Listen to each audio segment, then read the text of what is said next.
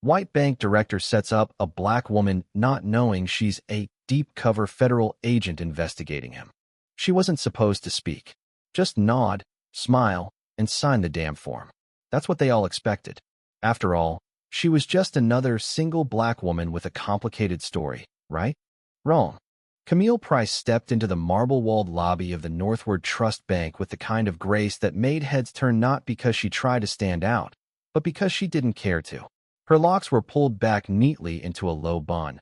Her slate-gray pantsuit hugged her athletic build just enough to suggest power without arrogance, and her briefcase bore no logo. She looked like a woman with things to do and no time to explain herself to anyone. Behind the reception desk, a young white man with too much gel in his hair flicked his gaze up and down at her, then offered a customer service smile far too polished to be sincere. "Can I help you, ma'am?" he asked, lips barely masking the surprise in his voice. Camille returned the smile. "Yes, I have an appointment with Mr. Whitmore. He's expecting me." The man blinked. Whitmore didn't usually expect people like her. But Camille didn't flinch. She simply opened her black folio, revealed the appointment printout with the VP's signature, and waited. 10 minutes later, she was in the elevator, rising toward the top floor, toward the trap. Donald Whitmore had built Northward Trust on two things: generational money and generational arrogance.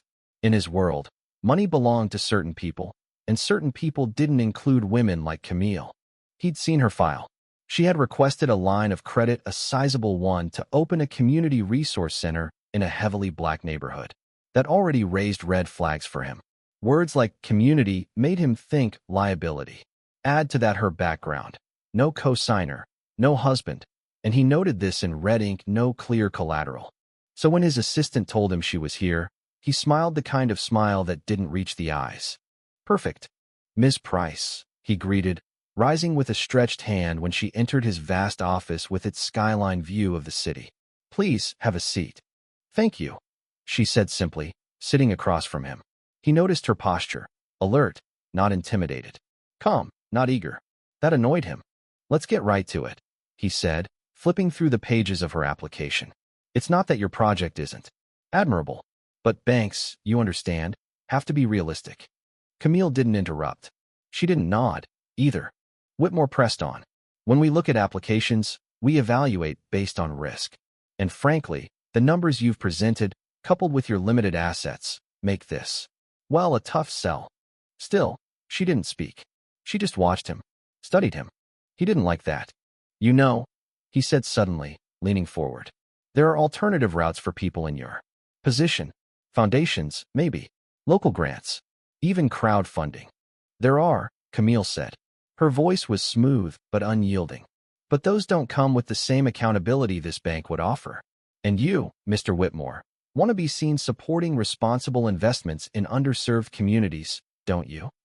His jaw clenched. So she'd read the bank's PR campaign. "Cute. I'm afraid," he said coolly. "That's not how underwriting works." Camille smiled now, just a little, like she'd expected that exact response. "I understand," she said, standing up. "Then I'll take this up with your board." Whitmore blinked. "Excuse me. You're discriminating based on assumptions, not risk," she said, slipping her folio back into her briefcase. "Your own internal benchmarks don't align with your rejection. I already ran the math." He laughed. "Ma'am, I'm the vice president of risk and lending. I don't need to be lectured." "You might," she said. Then, without another word, she walked out. He stared after her, stunned.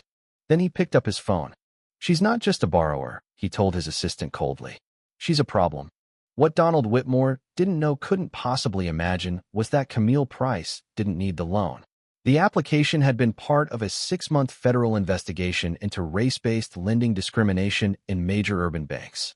Camille wasn't a borrower. She was Agent Camille Price, and Whitmore had just stepped into her net. That afternoon, she walked into a safe house office above a Jamaican restaurant on Fulton and handed her findings to Special Agent Klein, the gray-haired supervisor overseeing the operation. "He tried to steer me toward grants and GoFundMe," she said dryly. Klein shook his head. "They never learn." "There's more," she said, pulling out a voice recorder. "He's running side ledgers. There's a paper trail linking denied black applicants to internal memos where the term risk cluster is used. But when you line it up with approval files for white applicants with similar profiles, it's clear. He's redlining. Just in a slicker suit. Klein whistled. Do we have enough for a warrant? Not yet, Camille said. But I have a hunch. He's been baiting certain applicants with false offers, and then reporting them to financial crimes when they try to follow through. It's entrapment, and it only happens to people of color. You think he's setting them up deliberately? I think, she said, her eyes narrowing. He's about to try it with me. 2 days later, the call came. Miss Price. Whitmore's voice rang smoothly through the line. After reconsideration, I believe we may have found a way to make your loan work. Of course, there's a condition. Camille played dumb. Condition? Yes. A friend of the bank, a private investor, is willing to back your loan. Off the record. But it involves a small transfer of funds, temporarily, into an escrow account we manage. Purely symbolic, to show you have skin in the game. And how much is symbolic? 75,000, he said. Camille almost smiled. I'll be in tomorrow, she said. Whitmore leaned back in his chair after hanging up. Hook, line, and sinker. The next morning, Camille entered the bank with a fake cashier's check and a federal team watching from across the street. The check was a sting. The account Whitmore had asked her to use didn't exist on the official ledger, but it did in the offshore laundering system he'd used before. It was all they needed. She walked into his office. He greeted her with the grin of a man about to get rich and ruin someone else.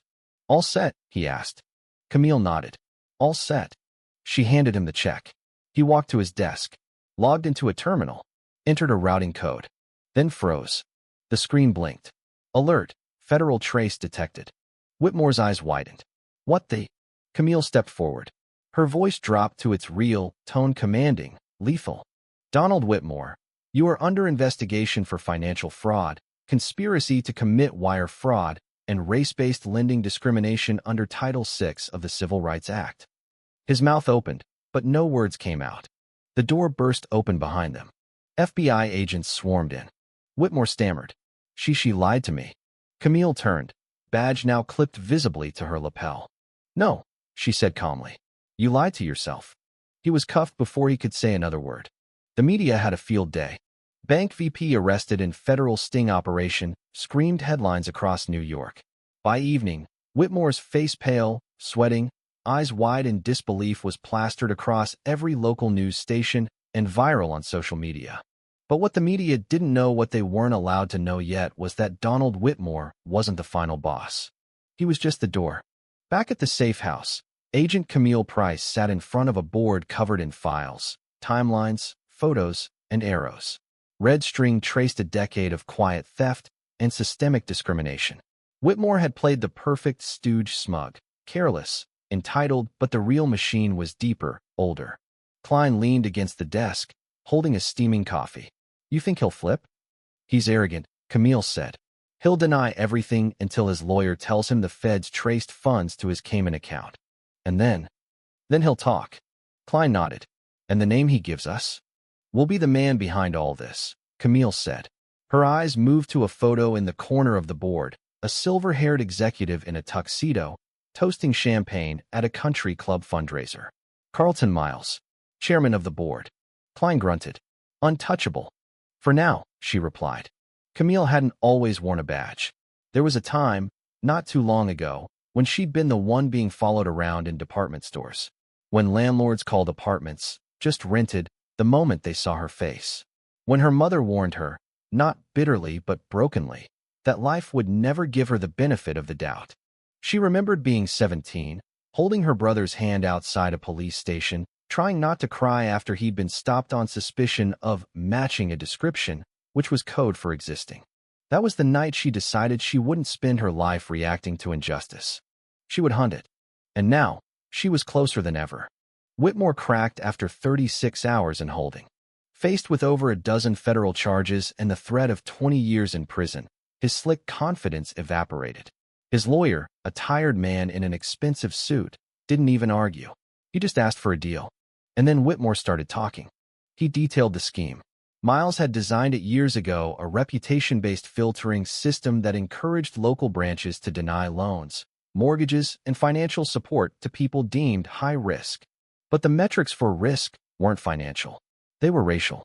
Cultural. Zip code-based. Dog whistled. And Miles had profited immensely from it. Through shadow investors, he'd bought up properties in the very neighborhoods denied financial growth, then sold them back at triple the price once they gentrified.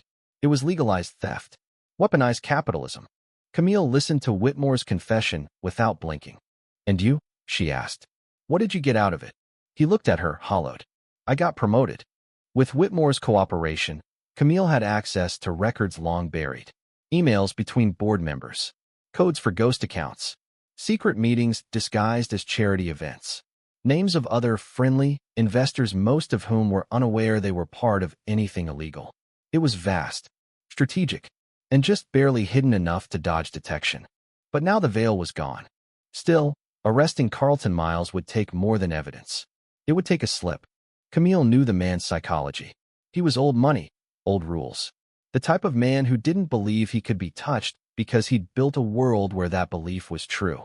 For years, he'd insulated himself under layers of legality, philanthropy, and white-tie decorum. But people like that always had one weakness: pride. So she set the trap. The Urban Investment Summit was scheduled for the following Friday, a glossy affair where elite bankers, politicians, and community leaders gathered in a five-star hotel ballroom to discuss equity and inclusion. Carlton Miles was a keynote speaker. He loved talking about equality. Camille got herself invited under a new identity. Dr. Camille Lawson, financial historian and Harvard guest lecturer. With a forged resume and a real voice, she joined a panel on bridging the economic gap. That night, she wore a deep navy gown and carried nothing but a compact microphone hidden in the band of her dress. She didn't need weapons. Her words would be enough. Carlton Miles entered the ballroom to a standing ovation. He looked like the image of respectability. White beard trimmed, tuxedo crisp, smile gentle. He nodded to donors and politicians like royalty. He didn't recognize Camille. Not yet. She waited until the panel Q&A, when Miles predictably launched into a monologue about responsible lending and risk mitigation in vulnerable markets. That's when she raised her hand. "I'm curious," she said calmly, as the microphone passed to her. "You speak of risk, but how do you measure it really? By numbers or by names? Neighborhoods or skin color?" A pause. The room shifted. Miles tilted his head, amused. "I assure you, Dr. Lawson, all our models are data-driven. Any racial implications are purely statistical echoes of unfortunate societal patterns." She smiled. "So you admit the patterns exist?" "Of course. But it's not discrimination," he said smoothly. "It's probability." She nodded. "Then would you be willing to share the raw data behind your approval models?" His smile twitched. "That information is proprietary." "And yet," Camille said, her voice hardening, "we've obtained it. Along with the internal communications instructing your team to deny loans to applicants from majority black zip codes, regardless of credit." Now the room was fully still. Miles blinked. Security stepped forward, but Camille raised a hand. "You might not remember me," she said, pulling out a folded copy of the loan rejection memo with her real name on it. "But we've met before." The projector behind them flashed to life, revealing Whitmore's signed confession. Gasps echoed. "I'm not Dr. Lawson," she said, unpinning her badge. "I'm Special Agent Camille Price, and you, Mr. Miles, are under federal investigation." Miles stood frozen. Then he laughed. "You won't touch me." Camille didn't blink. "We already have." The next moment, agents emerged from the side entrances. The room erupted. Miles was cuffed on live stream. His expression barely masked the shock not at being caught, but at being caught by her. As they let him out, Camille turned to the crowd. "No more polite conversations while communities are robbed blind," she said. "No more pretending justice is a panel discussion." Then she walked off stage, and the world began to shift. The arrest of Carlton Miles sent shockwaves through the banking industry. Cable news ran loops of the moment he was cuffed, eyes wide, hands trembling, surrounded by tuxedos and champagne glasses. Overnight, investors began pulling out of Northward Trust. Other banks rushed to distance themselves. And for the first time in a long time, the phrase structural racism wasn't being whispered behind closed doors, it was plastered across headlines. But for Camille, the work wasn't over. Because even when a kingpin falls, the kingdom doesn't just vanish. It adapts, morphs, finds new faces to hide behind. 3 days after the arrest, Camille stood in the war room at the Bureau's Financial Crimes Division, facing a whiteboard cluttered with documents and code names. Klein stepped beside her, arms crossed. "We've confirmed 6 dummy corporations linked to Miles' personal holdings," he said. "At least 2 of them bought foreclosed homes in majority-black neighborhoods within weeks of those homeowners being denied loans." Camille scanned the files.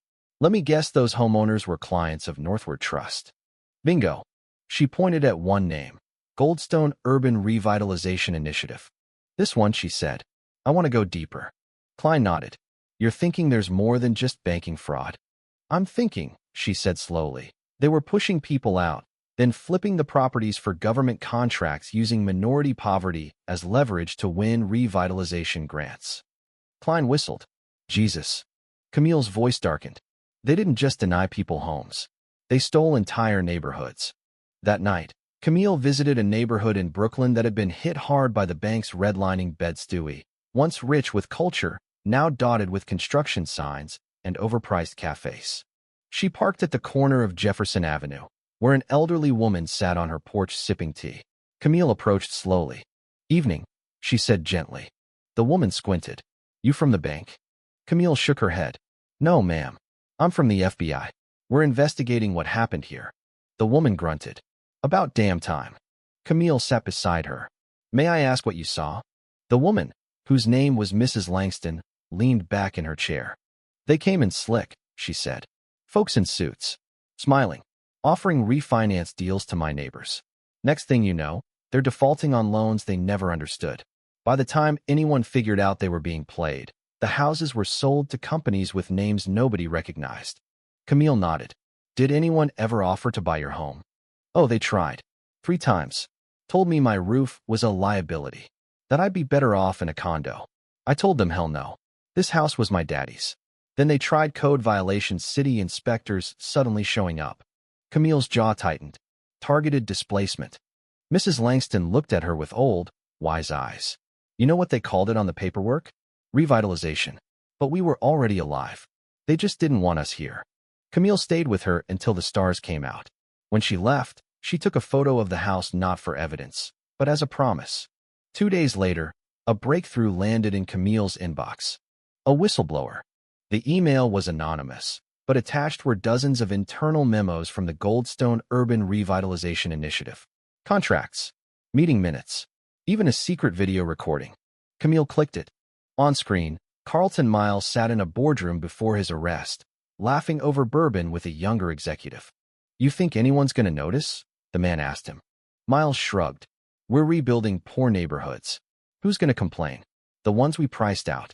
They laughed. Camille leaned forward as the camera panned briefly to a name tag. Nathan Ryland, Chief Operating Officer, Goldstone. She had her next target. Nathan Ryland was younger than Miles, but twice as slippery. His public image was one of a forward-thinking urban innovator, a white millennial with designer sneakers and TED Talks about redefining American cities. He used phrases like equity lens and holistic disruption while stealing land from working-class families. Camille knew she couldn't approach him the same way. This time, she needed to infiltrate. So she created a new alias. Maya Brooks, a real estate consultant with a reputation for getting projects community approval. She forged a resume, social media presence, and a portfolio. Then she reached out to Ryland's team with a simple offer: help him push through a controversial redevelopment project in Harlem in exchange for a seat at the table. He responded in less than a day. Camille met Ryland at a rooftop bar in Soho. He was everything she expected: smooth, confident, wearing a bomber jacket over a $500 t-shirt. "Maya," he said, shaking her hand. "Appreciate you meeting me." "Pleasure," she said, letting her voice carry a hint of ambition. "You've got an impressive record," he said. "We need people who understand the politics. Community boards.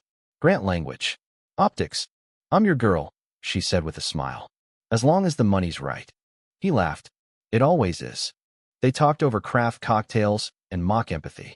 Camille nodded as he bragged about projects that had transformed struggling areas, but never mentioned the people who used to live there. Then he leaned in. "You want the real secret?" he asked. Camille sipped her drink. "Always. It's not about revitalization. It's about rebranding. You make a place look new, feel new, and everyone forgets who paid the price. He raised his glass. To forgetting. Camille clinked hers against his, recording every word. Back at the bureau, the video caused an uproar. Klein was furious. He said that on camera? Jesus, this guy thinks he's invincible. Camille watched the replay. That's because no one's ever made him answer for anything. Klein slammed a folder shut. You ready to end him? She stared at the screen. No, she said. I'm ready to expose him. Camille leaked the first recording anonymously, just enough to get the media buzzing. By morning, Ryland was on the defensive, claiming it was edited out of context. But before he could get ahead of it, the second leak dropped. Then the third. Within 48 hours, protesters flooded Goldstone's Midtown offices. Local leaders called for investigation. City Hall froze all pending redevelopment contracts. News vans camped outside Ryland's apartment. That's when Camille made her move. She visited him in person. He opened the door, pale and furious. You, he growled. You set me up. No, she said, flashing her badge. I set you free from the delusion that your money could protect you. He lunged to slam the door, but agents were already behind her. He was arrested on the spot. The final report Camille compiled was over 300 pages. It detailed the systemic racism baked into Northward Trust's policies, the laundering pipeline that funded illegal redevelopment, and the network of men who profited off displacement while masking it as progress. When the case went public, congressional hearings followed. Camille was called to testify. She stood before lawmakers, calm and composed, and told the story. Not just hers, but Mrs. Langston's. Her brothers. The hundreds of names buried in files labeled denied. She finished with one line. Equity isn't a slogan. It's a debt we owe, and it's time we paid it. The chamber erupted in applause. The months that followed were a storm of reckoning, reform, and resistance. Carlton Miles was convicted on 6 counts of financial fraud and conspiracy to violate civil rights. He sat stone-faced during sentencing as the judge read aloud the names of over 300 black families denied basic financial services by his institution. He received 25 years in federal prison. He never once apologized. Nathan Ryland, after a brief, humiliating media tour in which he blamed miscommunication and cancel culture, pled guilty to wire fraud and racketeering. He was sentenced to 17 years and ordered to pay restitution to displaced families through asset forfeiture. Millions were seized. Several community organizations received grants from the recovered funds. But Camille knew real justice wasn't measured in prison terms or press releases. It was measured in what happened after. A year later, Camille returned to Jefferson Avenue. Mrs. Langston's porch looked freshly painted. The old oak tree still swayed gently above her roof, its branches casting soft shadows against the white siding. She was there again in her chair, a different teacup this time, but the same fire in her eyes. Agent Price, she said, smiling. Didn't think you'd really come back. Camille grinned. I always come back. Mrs. Langston nodded slowly. Ain't many do. Camille sat down beside her, just like before. How's the neighborhood? The older woman chuckled. Louder than it used to be. Kids playing again. New co-op grocery down the street. The city's trying to make things right slow, but trying. They should have never broken it in the first place. No, Mrs. Langston said softly. But thank God someone showed up to stop the bleeding. She reached out and took Camille's hand. You didn't just fight for us. You believed us. That's the part they never do. Camille swallowed the lump in her throat. You're not invisible, she whispered. None of you are. Camille's face never made the cover of any magazine. She didn't give exclusive interviews. She refused a book deal. She turned down awards from institutions that once overlooked the very crimes she uncovered. Instead, she requested reassignment. Not to Washington, not to some posh task force, but to the field, to the places still hurting, still targeted, still misunderstood. She helped build a new bureau division focused solely on financial discrimination, trained a new wave of agents black, brown, immigrant, queer people who knew what it felt like to be on the wrong end of a closed door. They called the division Equal, and every case they cracked became a blueprint. Every file unearthed, a seed for change. Meanwhile, the Northward Trust Bank, now under federal receivership, was dismantled brick by brick. Its name disappeared from glass towers. Its stock delisted. Every corrupted executive either resigned, was prosecuted, or was banned from finance for life. In its place, a new community lending cooperative emerged, run by a board that included former victims. Its mission was simple: lend where it once denied, repair what it once ruined. Camille never took a salary from it, but her name was carved into the foundation stone, not as a savior, but as a witness, a warrior, a woman who walked into a trap and turned it inside out. One rainy Tuesday, Camille gave a guest lecture at a local college. She didn't dress like an agent, just jeans, a white blouse, and a pair of gold earrings her mother had passed down. The auditorium was full, mostly black and brown students, a few wide-eyed future lawyers, some older community activists sitting quietly in the back. She didn't open with law, or history, or PowerPoints. She opened with a story about a loan rejection, a smile that wasn't real, a man who thought he could bury people with paper. She told them how racism doesn't always shout. Sometimes it whispers in credit scores, zip codes, and risk assessments. Sometimes it hides behind polite policies and neutral data, and how with enough courage, planning, and pressure you can drag it into the light. At the end, a young woman stood up, nervous, pregnant. "How do you keep going?" she asked. Camille smiled. "I remember who I'm doing it for." She looked out at the crowd. "And I remember that sometimes the people they underestimate are the ones who bring the whole damn house down." That night, as she walked home through light drizzle, Camille thought of her mother, long gone now, but never really gone. She remembered her warnings, her pain, but most of all, her pride. "You'll never get handed justice, baby," she used to say. "You'll have to become it." And Camille had. Not for glory, not for vengeance, but because no one else had. In a world that tried to close doors to her at every turn, Camille didn't knock. She kicked them in. And behind her, she held the door open for everyone else. The end. Thank you for listening. If you find it interesting, please like and subscribe to follow the next stories.